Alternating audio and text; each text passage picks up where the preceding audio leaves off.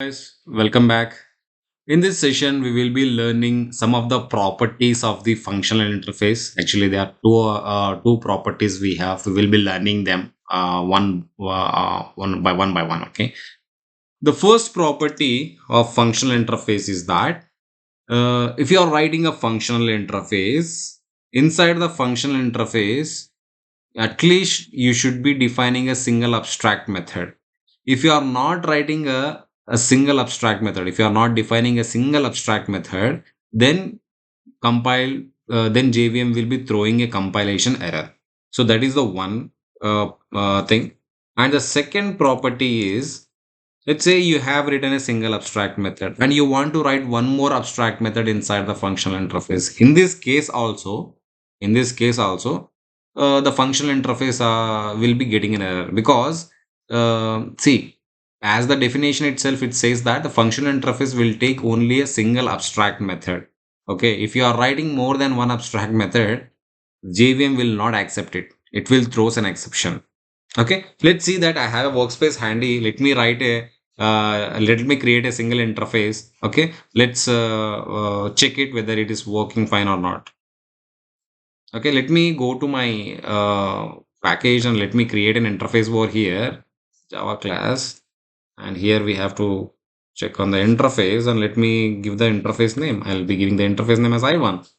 Okay, I1 interface is created. Now the interface, this is the normal interface. So if you are writing a normal interface, it doesn't throw any exception if you are not writing a single abstract method also. If you are making this interface as a functional interface by using the functional interface annotation, now the functional interface will expect at least a single abstract method. Okay, it will be expecting a single abstract method.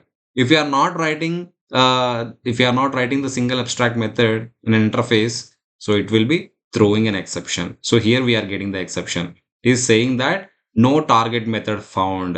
So you should be at least providing one method actually. Let's say, for example, if I write void display the method I have, it is an abstract method. Now the error gone. Okay, so which is with this you can understand that in functional interface it is mandatory to write a single abstract method. That is a one property.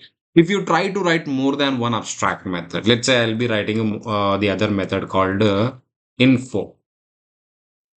Okay, so info is also an abstract method now.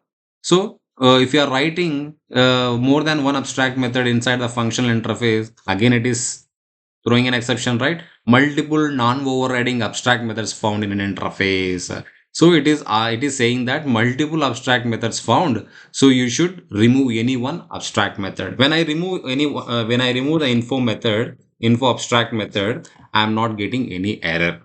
Okay, so you should always keep in a mind, if you are writing the functional interface, always keep in a mind that you should be defining a single abstract method inside the functional interface. In the next lesson, we will be discussing about the default and static methods. Okay, we will be writing default and static methods inside the functional interface only. Inside the functional interface only. Okay, fine then. Okay. Thank you for watching. In the next session, we will be learning about the default and static methods.